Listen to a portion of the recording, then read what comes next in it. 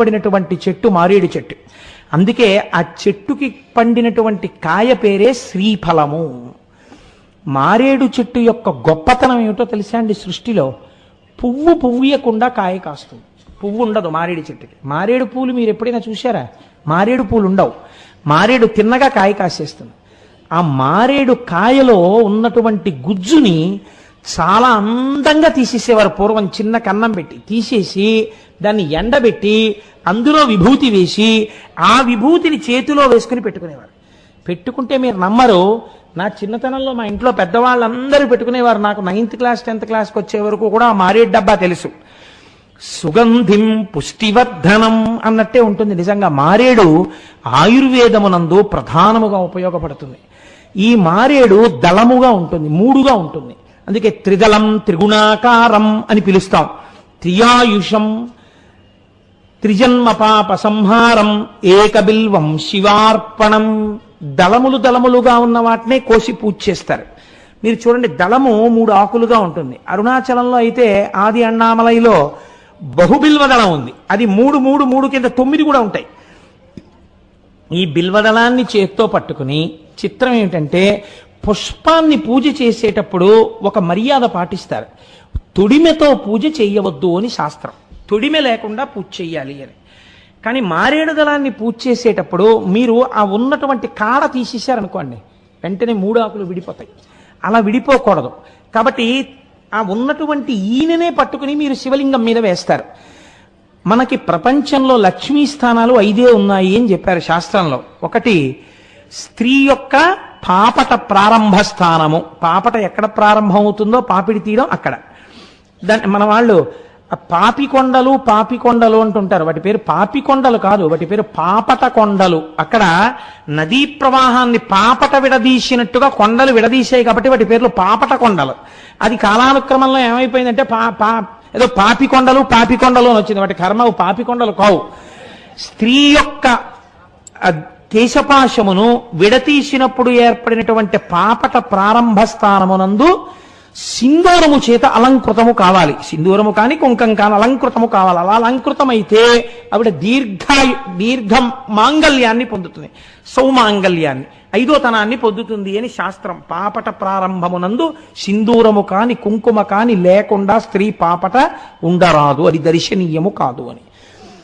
అది ఒక ఐశ్వర్య స్థానం. భర్త ఐశ్వర్యం అక్కడ ఉంటుంది అని పెద్దల నిర్ణయం. రెండవది ఆవు యొక్క వెనక తట్టు, ఆవు యొక్క పృష్ఠభాగమునందు లక్ష్మీదేవి ఉంటుంది. 3వది పద్మము. 4వది ఏనుగు యొక్క కుంభస్థలము. 5వది మారేడు దళము. ఈ 5 లక్ష్మీ స్థానాలు గుర్తొస్తాయా అనుకున్నాను మొదలు పెడుతూ. ఈశ్వరానుగ్రహం గుర్తొచ్చాయి. ఇప్పుడో చెప్పినవండి అన్నీ. అంతకని నేను పుస్తకాలు వేసుకుని ప్రిపేర్ అవనా? ఈ మారేడు దళాల్లో మారేడు దళానికి ఉన్న గొప్పతనం ఏంటంటే, మీరు ఈయన పట్టుకుని త్రిదళం త్రిగుణాకారం త్రినేత్రం త్రియాయుషం త్రిజన్మ పాప సంహారం ఏకబిల్వం శివార్పణం అని పడేస్తే ఆ బిల్వము యొక్క అడుగు భాగం ఈనెలు కానీ శివలింగానికి తగిలితే ఐశ్వర్యం కటాక్షింపబడుతుంది. అందుకే ఇంట్లో ఐశ్వర్యం తగ్గుతున్నా, ఏవైనా పిల్లలకి ఉద్యోగాలు రాకపోవడం ఇలాంటి ఇబ్బందులుంటే 3 ఆకులున్నటువంటి దళములను పట్టుకుని పూజ చేసేవారు. అందుకే పూర్వం ఎలా ఉండేదో తెలుసా అండి? శివాలయానికి వెళ్ళి శివలింగార్చన చేయడం కాదు. మీరు ఒక నదీ స్నానం చేస్తే నది ఒడ్డున శివలింగం ఉంటుంది. మీరు అందుకే చూడండి, అందరూ అంతరాలయంలోకి వెళ్ళి పూజ చేయగలుగుతారు, చేయలేకపోతారు. అందుకే మీరు హరిద్వార్ వెడితే మీరు స్నానం చేయగానే శివలింగాలు ఉంటాయి. కాశీ వెడితే స్నానం చేయగానే శివలింగాలు ఉంటాయి. మీరు ఇలా స్నానం చేసి మీరు ఇలా అక్కడే ఉన్న గంగ చెంబులో నీళ్లు తీసుకెళ్లి అలా శివుడి మీద పోసేస్తే చాలు. ఒక్క త్రిదళం త్రిగుణాకారం అంటూ ఇలా వేస్తే చాలు. వెంటనే ఈశ్వరుడు అంటట త్రియాయుషం. బాల్యము, యవ్వనము, కౌమారము మీ 3టిని నువ్వు చూస్తావు. అంటే వార్ధక్యంలో ఉంటే కదా చూడడం. కాబట్టి ఆయుర్దాయము పూర్తిగా ఉంటుంది. 3 గుణములకు అతీతుడవుతాడు. ఈయన శివలింగానికి తగిలితే ఐశ్వర్యం, శివలింగం మీద బోర్లా పడితే జ్ఞానం. జ్ఞానం అంటే ఏమిటండి? విశ్వం పశ్యతి కార్యకారణతయా స్వస్వామి సంబంధత అంటారు శంకరాచార్యుల వారు. జ్ఞానము అంటే యథార్థమైన వస్తువు గోచరమగుట. యథార్థమైన వస్తువు గోచరమవడానికి భగవద్ అనుగ్రహం ఉండాలి. భగవద్ అనుగ్రహం ఉంటే తప్ప మీకు సత్యము ఎరుకలోకి రాదు, భగవంతుడు ఎరుకలోకి రాడు, భక్తి నిలబడదు. భక్తి నిలబడడానికి కూడా భక్తే కారణం. కాబట్టి ఇప్పుడు ఆ జ్ఞాన ప్రసరణము కలగడానికి మారేడుదలం శివలింగం మీద బోర్లా పడితే జ్ఞాన సిద్ధి కలుగుతుంది. ఇంత శక్తి కలిగినది కాబట్టే దానికి శ్రీ సూక్తంలో చెప్తాం, అలక్ష్మీర్మేనస్య తాం త్వాం రుణే. అమ్మా, అలక్ష్మిని దరిద్రమును పోగొట్టెదవుగాక. త్రిగుణం సత్వము రజస్సు తమస్సు, సత్వము రజస్సు తమస్సు, కాసేపు శాంతం, కాసేపు కోరిక, కాసేపు నిద్ర, ఈ మూడే. లేకపోతే జాగృత స్వప్న సుషుప్తి, లేచి ఇంద్రియాలతో పనిచేయడం, లేకపోతే నిద్రపోతూ ఉండడం, స్వప్నాలు కంటూ ఉండడం, లేకపోతే సుషుప్తి గాఢ నిద్రలో ఉండడం, ఈ మూడే. మనిషికి ఉండేవి ఈ 3 అవస్థలు, 3 గుణాలు. 4వ దానిలోకి వెళ్ళడు. 4వది తురీయము. తురీయమే జ్ఞానావస్థ. ఆ తురీయములోకి వెళ్ళగలిగిన స్థితి దేని వల్ల వస్తుంది? శివలింగాన్ని మారేడు దళాలతో పూజ చేసినటువంటి వారికి వస్తుంది. మీకు ఒక ఆశ్చర్యకరమైన విషయం చెప్పనండి. ఒక్కొక్క ఇంట్లో మహాపండితుడు ఉంటాడు. ఈ మహాపండితుడు ఉండడానికి కారణం ఏమిటో తెలుసా అండి? మీ నాన్నగారు మీలాగే చాలా పండితులా అండి అని అడిగామనుకోండి, లేరండి మా నాన్నగారు అంత పండితులేం కాదు, మా నాన్నగారు అలా ఏదో పెద్ద పెద్ద గ్రంథ రచన చేయడం కానీ, లేకపోతే ఏదో ఉపన్యాసాలు చెప్పడం కానీ, లేకపోతే ఇంత కీర్తి ప్రతిష్టలు కానీ వారేమీ సంపాదించలేదు, వెంపర్లాడలేదు. మీ తాతగారు లేదు, ముత్తాతగారు లేదు. మరి ఎలా వచ్చింది మీ వంశంలో? మీకు ఎలా వచ్చిందండి ఇంత గొప్ప పాండిత్యం? ఎన్ని పుస్తకాలు రాశారండి, ఎన్ని అద్భుతమైన పుస్తకాలండి, ఎక్కడదండి మీకు ఇంత పాండితీ ప్రకర్ష అని అడిగితే ఒక మాట చెప్తారు, ఏమీ తెలియదు కానండి, మా నాన్నగారు ప్రతిరోజు ఇంట్లో బిల్వవృక్షం ఉండేది, బిల్వదళాలు కోసి రోజు 3 బిల్వదళాలతో మా నాన్నగారు పూజ చేశారండి అంటారు. అంటే 7 తరాల్లో ఎక్కడో అటువంటి వాడు ప్రకాశించి ఆ పైనున్న వాళ్ళందరూ మోక్షానికి వెళ్ళిపోతారు. అలాంటి వాడు పుట్టవచ్చు. మీకు ఇంకొక రహస్యం చెప్పనండి. పరాశర సంహితలో హనుమకి సంబంధించింది ఇప్పుడు వేదిక మీద చెప్పను కానీ, ఎప్పుడైనా జీవితంలో తప్పకుండా చెయ్యవలసిన పని ఒకటి ఉంది. ఇంట్లో మారేడు చెట్టు ఉండి మారేడు చెట్టుకి ప్రదక్షిణం చేస్తే 33 కోట్ల దేవతలకి ప్రదక్షిణం చేసేసినట్టే. మారేడు చెట్టు ఇంట్లో ఉంటే ఆ మారేడు చెట్టు కింద కూర్చుని ఎవరైనా జపం చేసినా పూజ చేసినా అపారమైన సిద్ధి కలుగుతుంది. కాదు, మీకు ఇంకొక రహస్యం చెప్పనా? యోగ్యుడైన వ్యక్తి దొరికినప్పుడు ఆ మారేడు చెట్టు కింద చక్కగా శుభ్రం చేసి ఆవు పేడతో అలికి పీట వేసి ఆయన్ని అక్కడ కూర్చోపెట్టి ఒక అరిటాకు వేసి ఆయనకి భోజనం పెడితే, ఆయనకి మీరు పరిశేచనం చెయ్యడానికి ఔపోసన వడ్డిస్తే, అన్నం పెట్టడం అంటే భౌతతృప్తి కాదు, ఔపోసన వడ్డించాలి. లేదా ఒక సామాన్యుడికి అన్నం పెట్టిన యోగ్యుడైన వ్యక్తి దొరికితే శాస్త్రం అంది, అలా మారేడు చెట్టు కింద ఎవరైనా భోజనం పెడితే వాళ్ళకి 1,000,000 మందిని తీసుకొచ్చి ఏకకాలమునందు వంట చేసి అన్నం పెట్టినటువంటి ఫలితం మారేడు చెట్టు కింద అన్నం పెడితే ఇస్తామండి. శాస్త్రం అండి లఘువులు నేర్పిందండి. మారేడు చెట్టు అంత గొప్పది. మారేడు మించొస్తున్నటువంటి గాలి చాలు. అసలు ఆ పేరే చూడండి, మారేడు. తెలుగులో రాజు ప్రకృతి, రేడు వికృతి.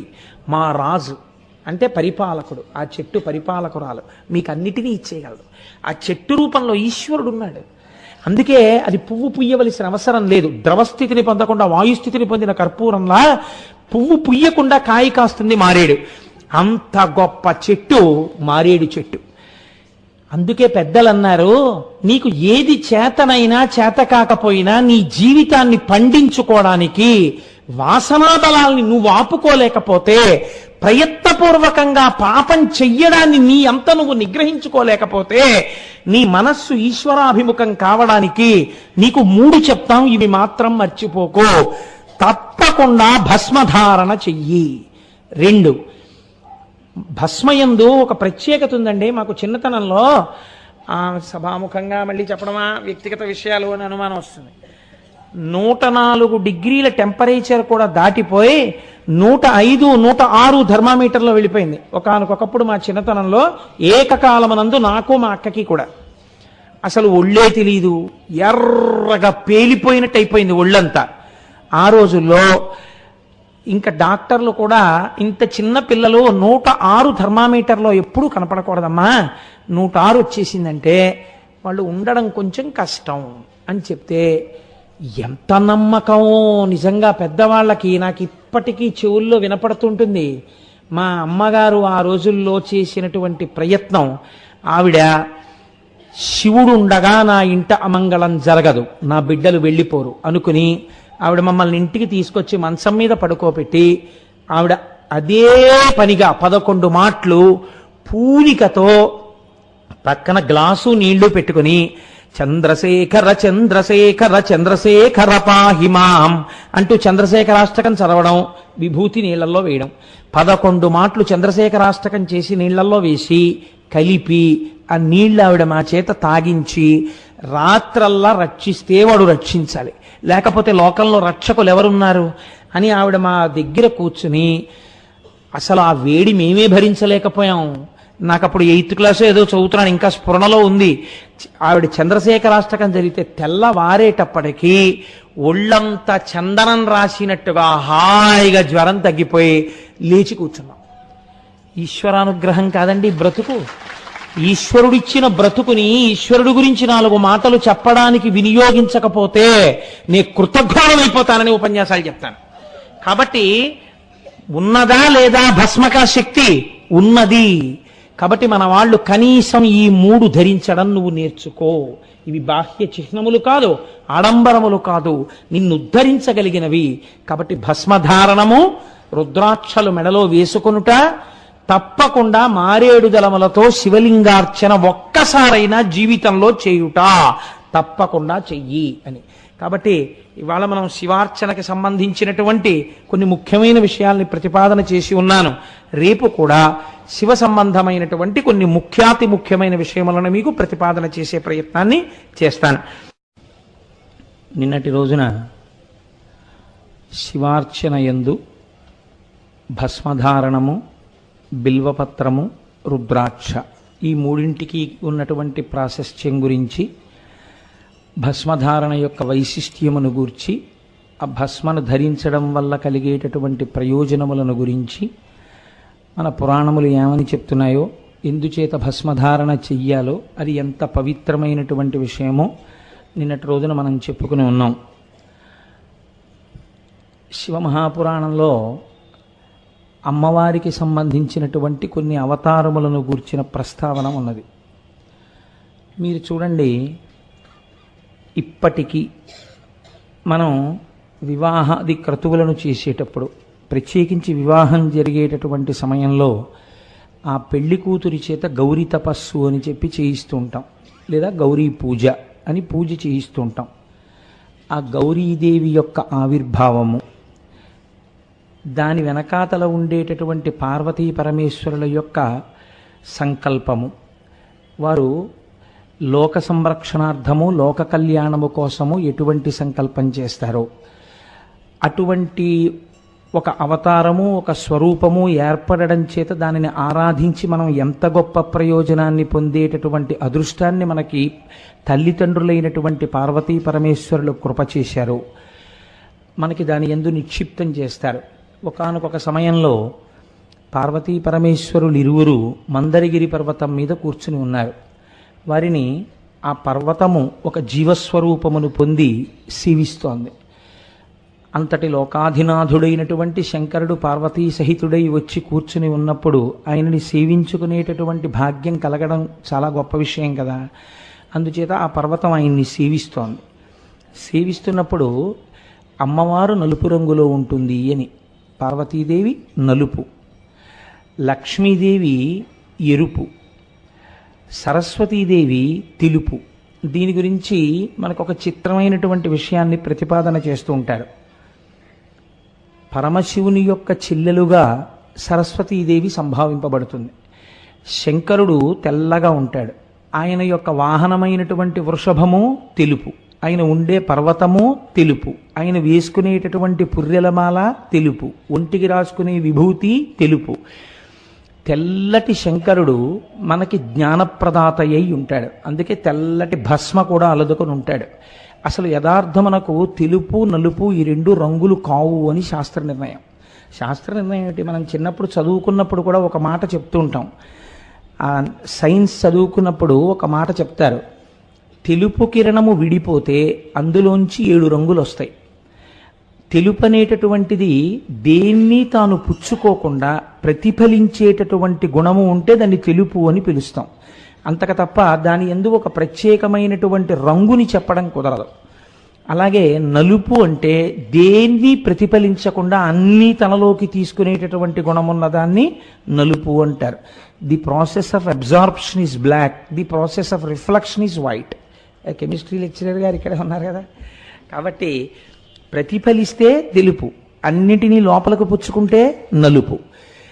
తాను లోపలికి తీసుకోవలసినది, తాను ప్రత్యేకంగా పుచ్చుకోవలసినది అన్నది లేకుండా తనలో తాను రమిస్తూ అందులో మొట్టమొదట కిరణములు వెలువడుతున్నప్పుడు మొదటి రంగు ఎరుపు వస్తుంది అంటారు. సృష్టి ఆవిర్భావమునందు కూడా అరుణాం అని అమ్మవారు ఎరుపు రంగుతోటే ప్రారంభం. అందుకని తెలుపు శంకరుడు. సరస్వతీదేవి కూడా సర్వశుక్ల సరస్వతి, సరస్వతీదేవి కూడా తెలుపు. శంకరుడు జ్ఞానప్రదాత. మీకు నేను ఇత పూర్వం ప్రసంగాల్లో స్పృశించి ఉన్నాను. పరమశివుడు కేవలము జ్ఞానమునిస్తాడు, అలాగని ఆయన ఐశ్వర్యం ఇవ్వడని కాదు. నిన్న మారేడు దళం గురించి విన్నప్పుడు మీరు విన్నారు కదా, చాలా గొప్పది ఇచ్చేటటువంటి వాడు ఒక తక్కువ విషయాన్ని ఇవ్వడం పెద్ద విశేషం ఏం కాదు. కాబట్టి శంకరుడు జ్ఞానమిస్తాడు, ఐశ్వర్యమును ఇస్తాడు, ఆయుర్దాయమును ఇస్తాడు, అన్నింటినీ ఇవ్వగలడు. తెల్లటి శంకరుడు, తెల్లటి రంగుతో చెప్పబడినటువంటి శంకరుడు జ్ఞానప్రదాత అయినట్టే తెల్లటి సరస్వతీదేవి శంకరుని యొక్క చెల్లెలుగా చెప్పబడుతుంది.